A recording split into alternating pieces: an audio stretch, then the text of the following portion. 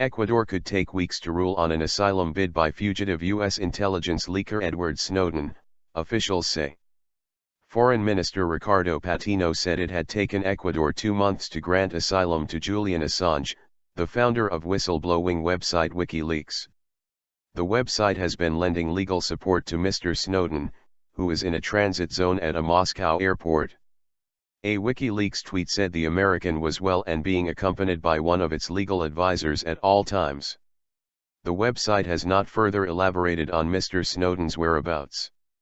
Both Wikileaks and Russia have denied reports that the Russian secret police have questioned the American. Mr. Snowden first fled to Hong Kong before flying to Moscow's Sheremetyevo airport on Sunday. He was expected to board a flight to the Venezuelan capital Caracas on Monday, but his seat remained vacant.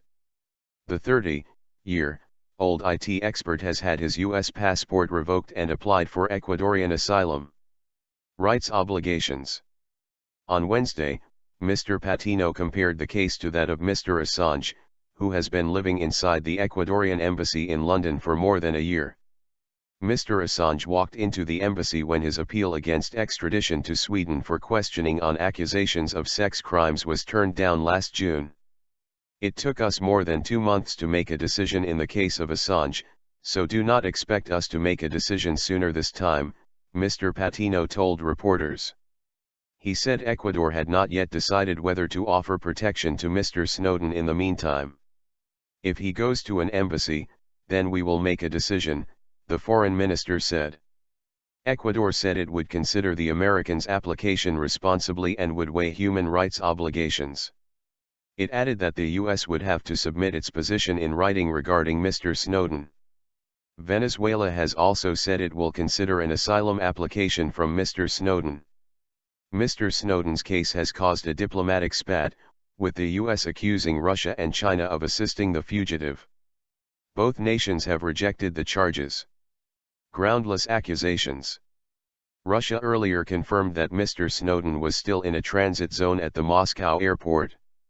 Although the country has no extradition treaty with the U.S., Washington said it wanted Moscow to extradite Mr. Snowden without delay.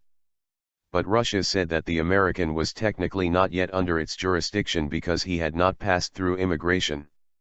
Meanwhile, China described accusations that it allowed Mr. Snowden to leave Hong Kong despite an arrest warrant as groundless and unacceptable. The Chinese government has expressed deep concern about the leaker's allegations that the U.S. had hacked into networks in China.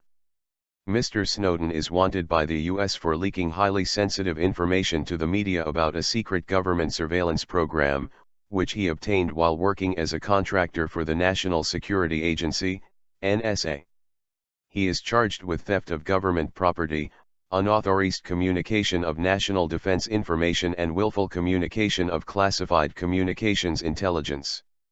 His leaks have led to revelations that the U.S. is systematically seizing vast amounts of phone and web data under an NSA program known as PRISM. U.S. officials have defended the practice of gathering telephone and internet data from private users around the world. They say PRISM cannot be used to target intentionally any Americans or anyone in the U.S., and stress that it is supervised by judges.